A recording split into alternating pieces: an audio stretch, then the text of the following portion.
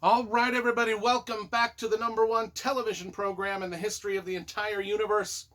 I am Brian Lee Durfee, author of The Forgetting Moon, The Blackest Heart, and The Lonesome Crown, all three books published by Simon & Schuster's Saga Press. Today I'm going to be reviewing David Gemmell, Quest for Lost Heroes. This is book number 3 in his Drenai saga of books. There's 11 books in the series. I've got them all right here.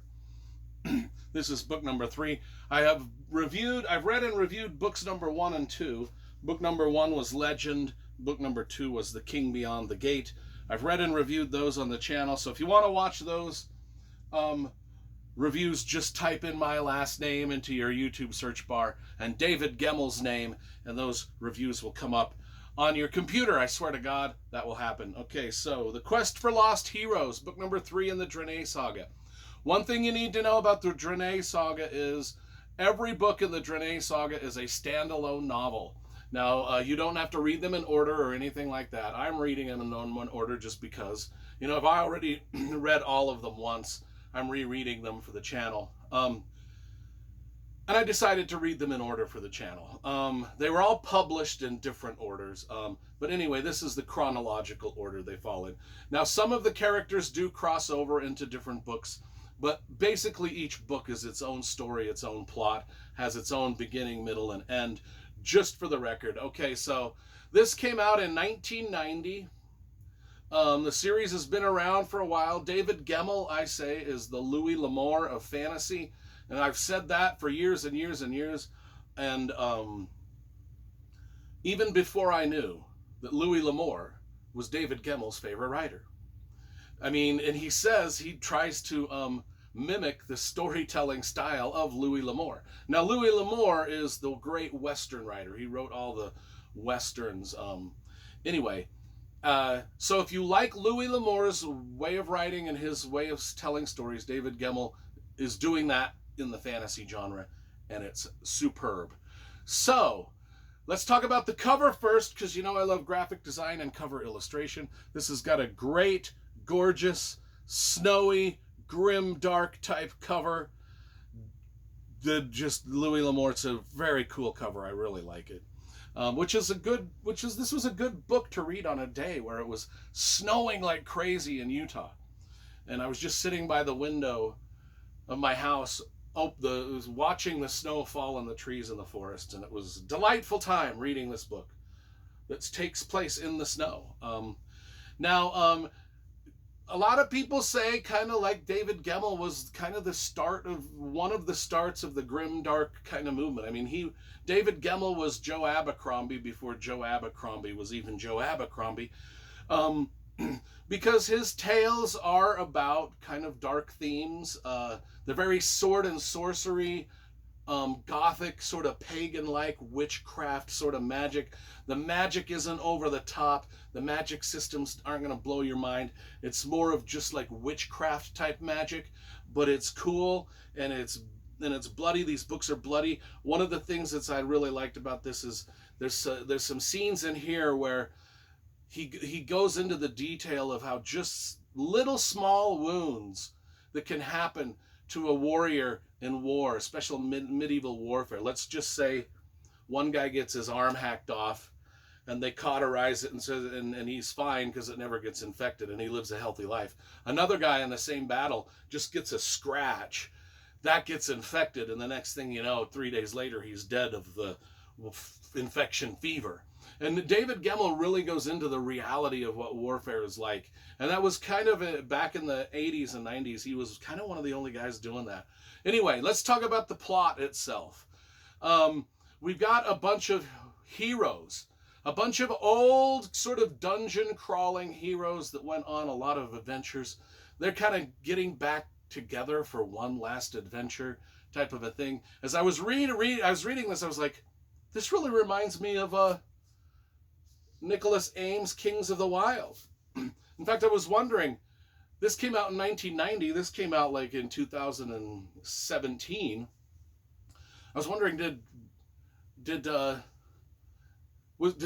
Ames like kind of like is this book sort of an homage to this book? because this is basically these old adventurers get back together for a grand adventure to go the quest for the lost heroes, you know. And who are these adventurers? Belzer, the Axeman. He's like this belligerent drunk when we meet him. Cherios is, again, a hero of old. He's the loyal friend of Belzer.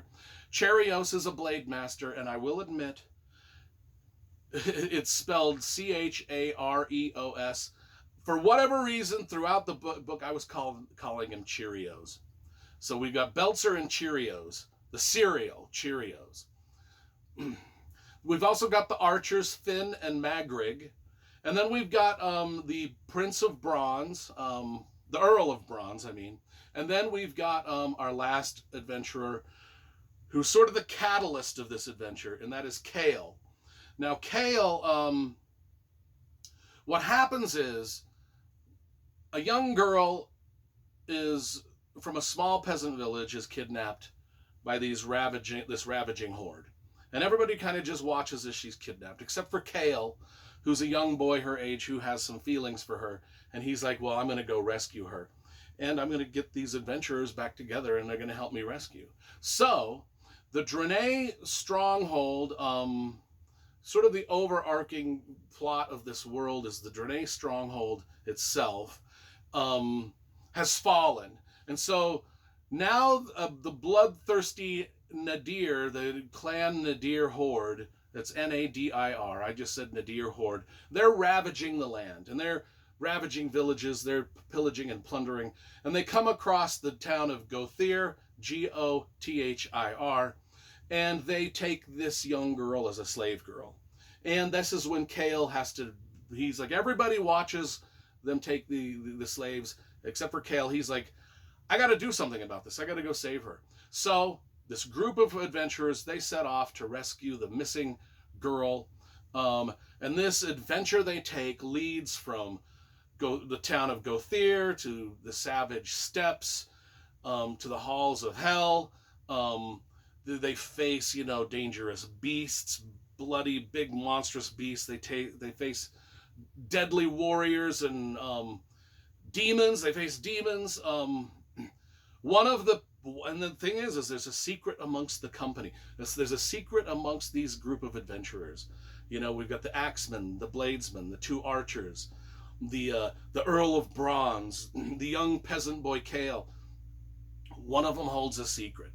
One of them holds a secret that could either bring destruction to the entire world or save the entire world. Of course.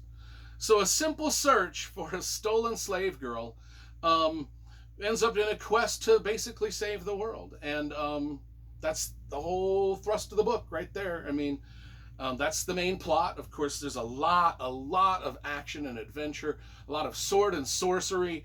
There's a lot of sword fights. There's a lot of battles. There's a lot of adventuring through lots of different landscapes, a lot of different beasts that you meet, a lot of different things like the undead. I mean, you can see, the cover, it's just a bloody grimdark cover. I really like this. This is probably, so far, my favorite book in my reread of we're only to book 3, but in my reread of the David Gemmell Drenai series, this is so far my favorite one. This just hit every fantasy note that you want to have hit in a book. They're not long books either. They're only about 300 pages each, maybe 350. Let's see, 285. Even better. And David Gemmell's prose is very, very good. They're just fun little books to read. So I'm giving this a solid 9.5 out of 10. It's an absolutely dynamite little fantasy novel.